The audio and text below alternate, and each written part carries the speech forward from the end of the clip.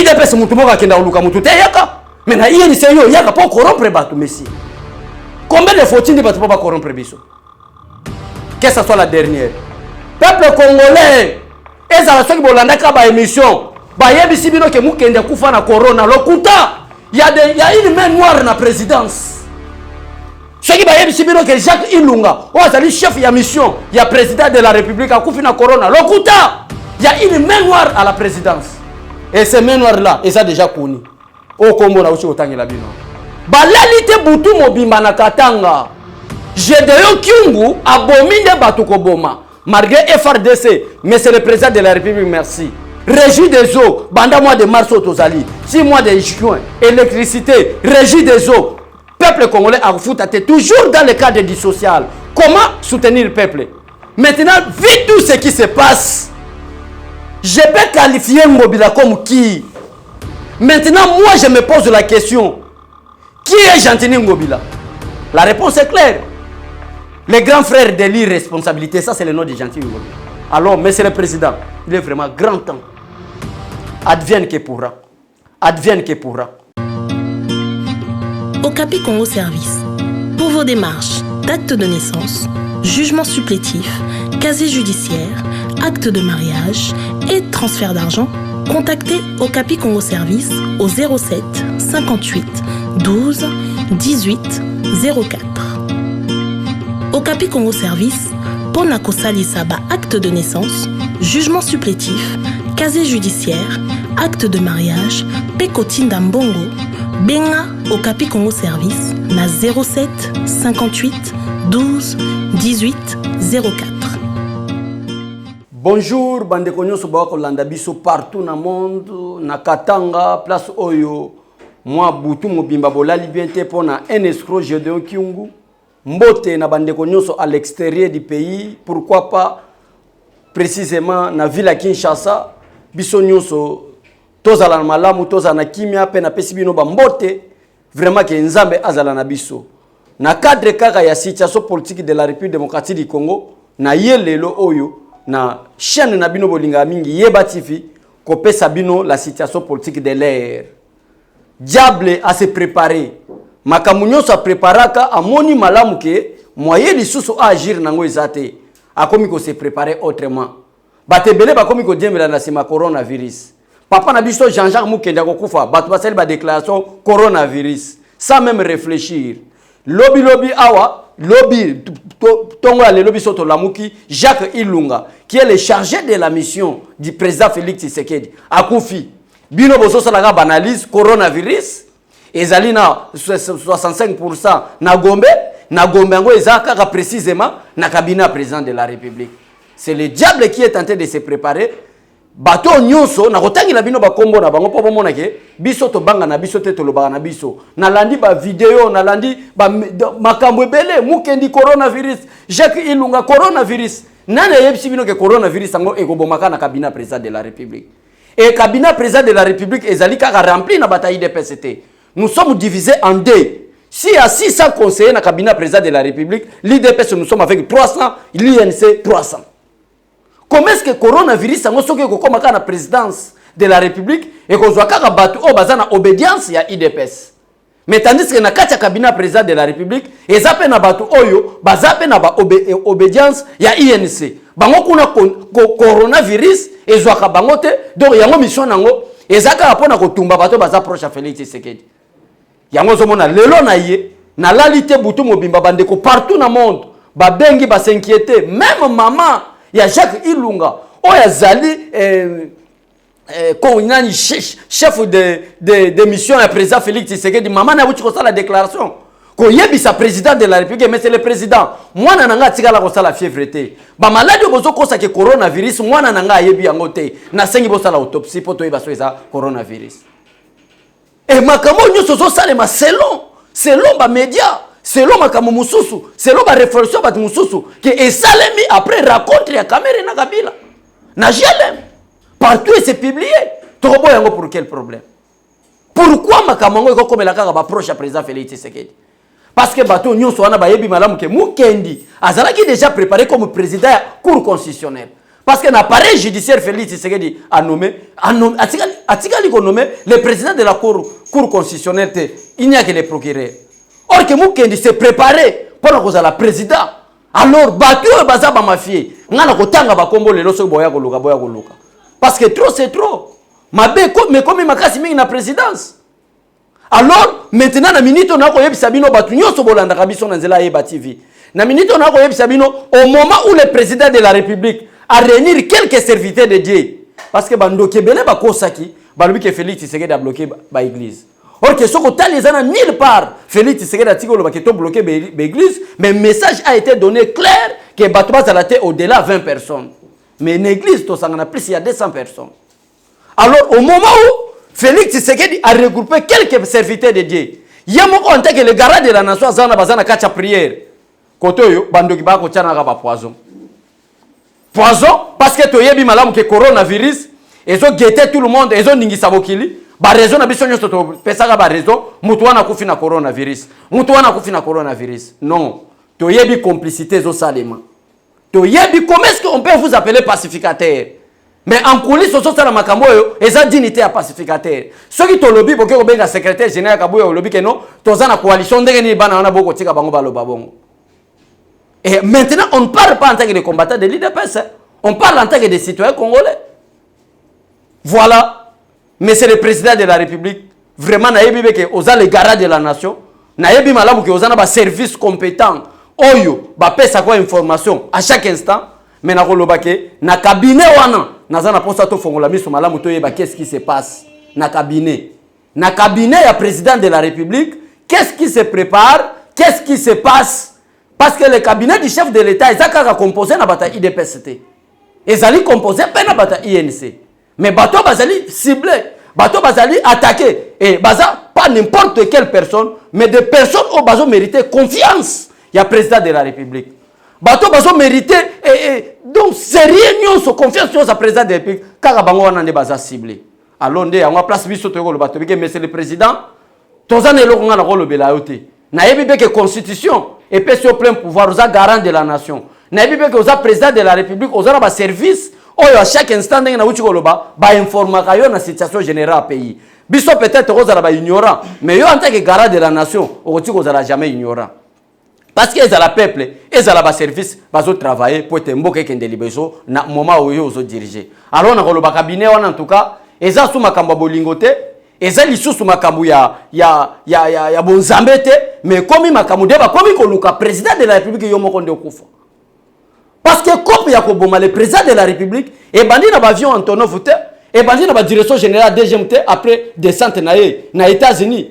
Mais quand attaqué le président Félix Tshisekedi et banda, où dans le 24 janvier 2019, place Vassali passation pacifique du pouvoir na Joseph Kabila. Le président ce même jour-là a été attaqué. Alors, banaliste Babima, Bakosi Balubiete, ils attaquent, ils alignent, ceux qui anti-bala l'attaquent, et s'ils chauffent. Non, mais il faut qu'on ait un discours président Félix Tshisekedi Alobaki. Et maintenant, j'ai récupéré toute mon énergie. Comment est-ce que Félix Tshisekedi Alobabongo? Depuis ces 24 là, mon mandat fois Pembe, Ndazako là, la Tazako Luka, Boutou Moy, le col Loki Félix Tshisekedi, a vu Félix Tshisekedi. Aluki ba oka de mususu ya IDPS na kotanga ba kombote parce que bon reprocher ngebele bolobi ke na kati IDPS nazana kamoko boy or ke nazana kamoko boy te nazaka ke combattre IDPS ba komi ko luka maintenant comment éliminer ba proche ya batoyo bazana confiance ya président Félix Tshisekedi pour être ba éliminer ya wana lelo to moni DC ya papa na biso Jean-Jacques Mukendi vient na biso Mukendi le grand bâtonnier akufi bato bakosi ke nini coronavirus. Ce n'est pas coronavirus ezala Mukendi. Ce n'est pas coronavirus ezala Jacques Ilunga oaza chef de mission du président de la République. Ezali poison. Mutozo mema poison anaza na kati ya cabinet président de la République. Azo asime ba haute fonction na kati ya cabinet président de la République. Nde bazo memelo kwana. Profitez maintenant na ba réunion obscure na bango basali balobi ke non. Profitez maintenant de l'occasion na moment oyo coronavirus ezo gete mokili. To profiter to bana ko éliminer ba to bazo mériter confiance à président Félix Tshisekedi. Mais c'est le secrétaire général. Mais c'est le président du parti. Mais c'est même le président de la République. Il est grand temps de prendre des grandes décisions. Il est grand temps de prendre des grandes décisions pour nous. Il est grand temps. Il est grand temps Bateau beaucoup travailler dans le cabinet sont des malades de risée. La rise où la Bible a parlé du serpent, bateau wana. Et vous savez de qui je parle. Parce que ba uti ko lukaba au cadre parti, o abeshole wana zoloba pour na zo tanga komba mutu. Mais soko yibimba ko batanga komba note pour bazana coalition. Soki ozoke ndeko luka kabila na butu boku tana Moïse Katumbi bo solola pona ko planifier bakata katanga na katanga kuna baboma batu baloba te parce que nous sommes en coalition. Peuple congolais butu ya tongo ya lelo. C'est-à-dire cela veut dire que poto la muka tongo ya lelo na butu na Lubumbashi partout et ningani pona Gédéon Kyungu. Et makambo nyuso ko selema na katanga Moïse Katumbi akangi monoko silence. Qu'est-ce qui se prépare? Qu'est-ce qui s'arrange derrière coronavirus? Qu'est-ce qui se prépare derrière l'épidémie au Salema dans le monde entier? Mais Badiaboulou Bandoki à Congo, Balingi va profiter pour passer la makamama ben amboka. Merci beaucoup na bande qu'on a biso Ayeba TV. Na confiance vraiment pour Pesaka. Pour te message, il y a peuple et tambola na mokili mobimba. Balalite butu mobimba na katanga. Gédéon Kyungu abomine batuko boma. Malgré FRDC, mais c'est le président de la République, merci. Mais na kolokane bato balobi que depuis que Félix Tshisekedi est dans la magistrature suprême, a kosala musalate. FRDC, et ça toujours la suprématie. Il y a tout la guerre nyonso Zambie et Saliboye. Malgré tout ça, Moïse Katumbi ça on connaît tout. Nous avons des informations. Et nga personnellement bato bolanda biso boyebi beke nyonso tolobaka. Yango wana ka gisalimaka. Maintenant, selon la loi internationale des droits de l'homme, il est impossible que Zambie ait attaqué la République démocratique du Congo. Il y a une guerre d'agression. Selon la convention mondiale, c'est très difficile. La République démocratique du Congo a attaqué Zambie. Moïse a lingi atia mutu wana. Balingi babimisa. Tala comédien ngwe leki na Katanga mobimba. Batu ba kolobani. Balubi que non, nous sommes prêts pour l'indépendance de Katanga. Mais bonjour, bonjour, na que Félix Tshisekedi que dès que je serai toujours le président de la République, balkanisation na Congo koti ko salemate. Na ba tanta bokoki te, bobandi ko resir na ba poison ko boma président de la République. Bobandi ko resir ko tia trouble na Katanga. Et Gentini Ngobila, muto nga na lingi na ko taquer de précisément, c'est toi, Gentini. Un incompétent. Qui est Gentini Ngobila? Qui est Gentini Ngobila? Un incompétent, même moi, noyo. Aouti aussi lisa, humanité mikolo, il ne peut pas prendre des décisions comme vous. Sans consulter les autorités sanitaires. Parce que ma décision, il y a confinement, il y a 3 jours, 4 jours, si c'est 4 jours. Et c'est d'abord que consulter les autorités sanitaires. Bah, précaution, ni besoin. Nous sommes besoin Luka. Mais c'est le président de la République. Nous sommes en complicité. Ezali, il y a Moïse, Ezali, il y a Vital Kamerhe, na chef na bango à tête, na Joseph Kabila. Comment compliquer le président Félix Tshisekedi à travailler? Comment pousser le peuple babimana balabala? Pour être pillage et ça les années 90 dans le régime de Mobutu. Comment déstabiliser l'économie? Quelques exemples et illustrations. Pour que je makambo biso tozolo bato ko sakanate. Mu pikwa pondu na biso bana mumbele to soma 1000 francs. Mais l'objet était comme 5000. Maman n'a pas foutu une place pour outil na zando était comme 10 000. Nani a déstabilisé l'économie, c'est Gentini Ngobila à cause des décisions irréfléchies. Gentini Ngobila.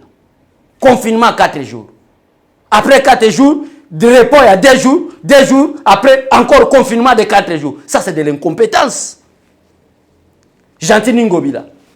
D'abord, bakashine o bapesaki, ba deux outi na ba Chine.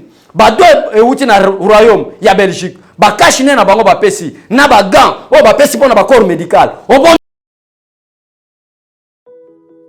Chers frères, chères sœurs, la pandémie à coronavirus Covid-19 n'est pas une fiction mais une réalité. Aujourd'hui, la République démocratique du Congo a déjà enregistré une dizaine de cas testés positifs. Pour nous protéger nous-mêmes et protéger les autres, il est vivement conseillé de suivre les règles édictées par l'OMS et le ministère de la Santé. Ce sont des gestes simples mais efficaces. Se laver fréquemment les mains avec du savon pendant un minimum de 20 secondes ou utiliser une solution hydroalcoolique. Éviter les contacts proches. Maintenir une distance d'au moins 1 mètre avec les autres personnes, en particulier si elles toussent, elles éternuent ou elles ont de la fièvre. Évitez de se toucher les yeux, le nez et la bouche. En effet, les mains sont en contact avec de nombreuses surfaces qui pourraient être contaminées par le virus. Respectez les règles d'hygiène respiratoire. En cas d'éternuement ou de toux, c'est couvrir la bouche et les nez en utilisant le pli du coude ou un mouchoir à jeter immédiatement après usage. Il est recommandé le port de masque pour les personnes malades et le personnel soignant. Pour les personnes qui se trouvent ou qui se sont récemment rendues au cours des 14 derniers jours dans les régions où le Covid-19 s'est propagé, voici maintenant quelques conseils. Si vous commencez à vous sentir mal, même si vous n'avez que des symptômes bénins comme des maux de tête ou un faible écoulement nasal, restez chez vous et contactez les numéros recommandés par le ministère de la Santé. Seulement en cas de fièvre, de toux ou de difficultés respiratoires, consultez un médecin sans tarder, car il peut s'agir d'une infection respiratoire ou d'une autre affection grave. Covid-19, ndana yo na Congo, na kusukisa yo. Tous Contre le Covid-19.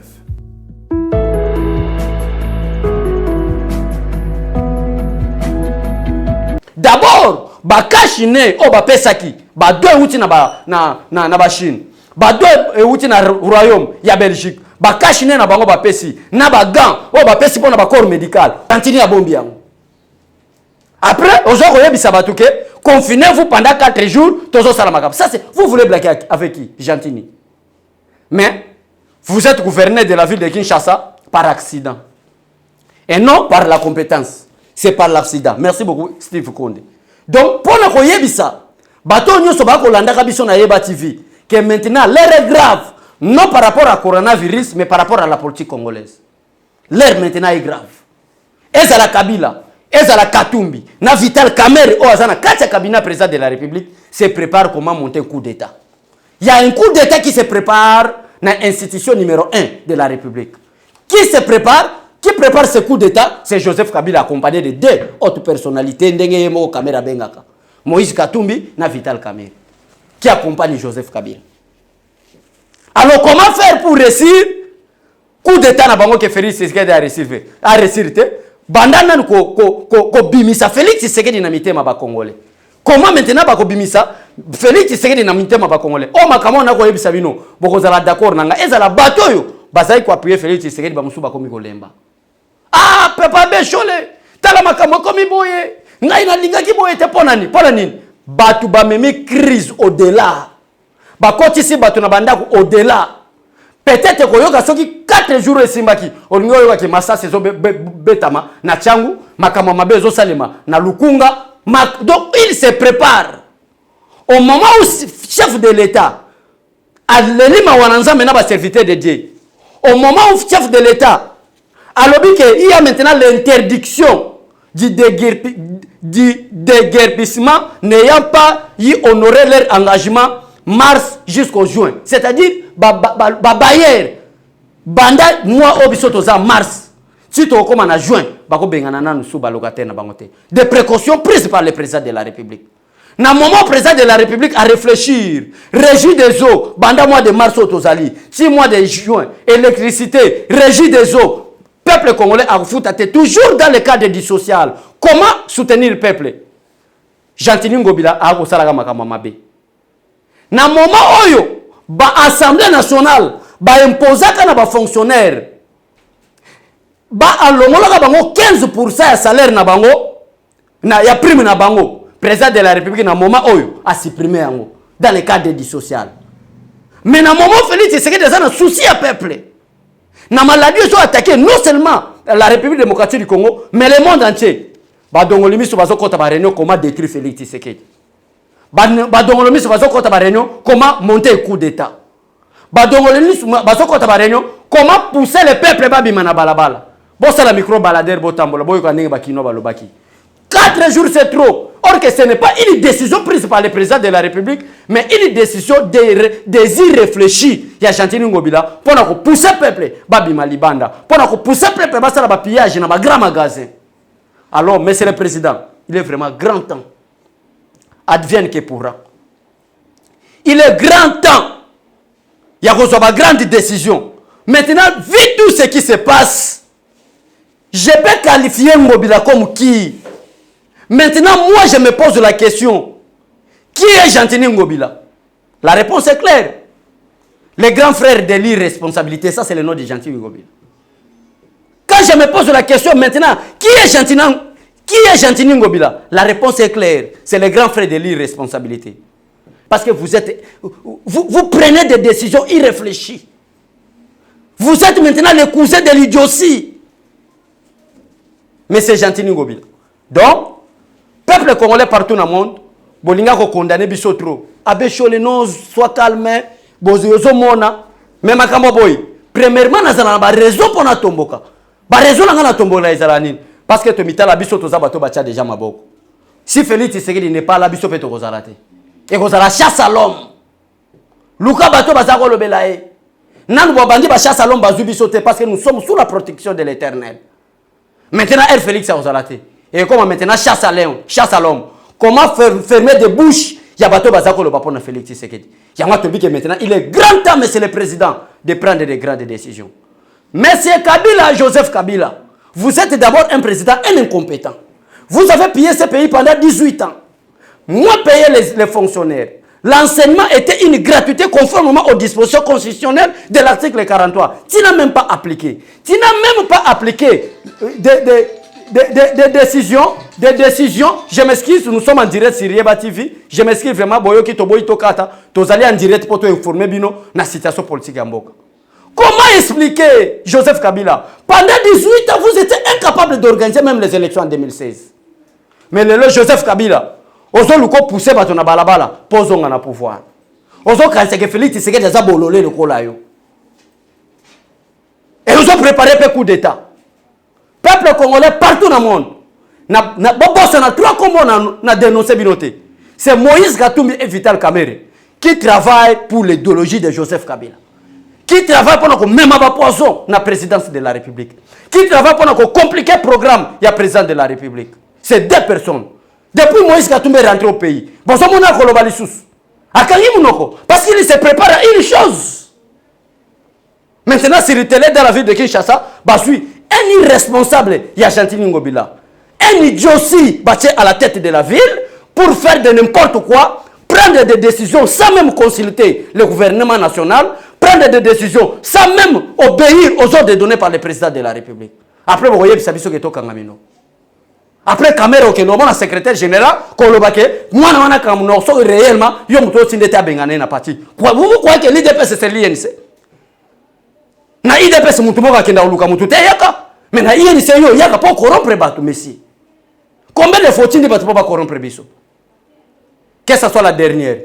Peuple congolais, ezala soki bolanda ka ba émission, ba yebisi bino ke mukende kufa na corona lokuta. Il y a une main noire na présidence. Soki ba yebisi bino ke Jacques Ilunga, o azali chef ya mission, ya président de la République a kufi na corona lokuta. Il y a une main noire à la présidence. Et ces mains noires-là, ils sont déjà connus. Au Congo, là aussi, au Tangi Labino. Torobomba Souponani.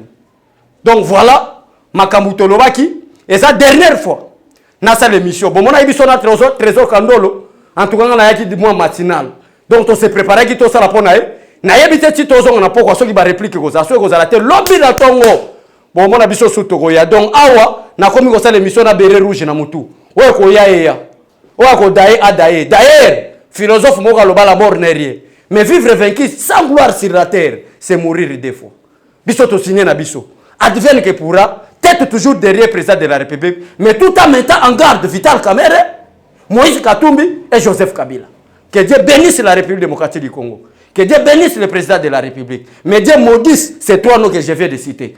Merci beaucoup Yeba TV. Merci beaucoup notre directeur général, Steve Konde, Arlette, Trésor Kandolo. Na confiance bino bopesi, biso poete, Abigail plutôt à ce qui vraiment na confiance bopesi biso poete sa communication partout dans le monde. Mais na rochité. Na yebisa ba papa na biso bandeko na biso partout balanda biso botia na se. Félix Tshisekedi aza vrai béton. Bato nyonso bako kanisa ke ba kosala Félix Tshisekedi mabe. Bakokutana na loboko wa Nzambe. Parce que na minute oyo Félix Tshisekedi aza na prière na ba grand serviteur de Dieu. Comment sauver le peuple congolais? Au moment où Félix Tshisekedi aza na ba prière na ba grand serviteur de Dieu pour na ko bouter dehors coronavirus, bandoki ba Joseph Kabila, ba Gentini Ngobila, ba Moïse Katumbi, ba Vital Kamerhe se prépare à un coup d'état. Alors Nzamba koloka bino. Botika la malamu, Madame Petroni Ngandu, Papa Nick Mukamba Lubumbashi, PDG Nico Business à Lubumbashi, partout dans le monde, Angèle Mpumbu, que Dieu vous garde et Dieu vous bénisse. Amen.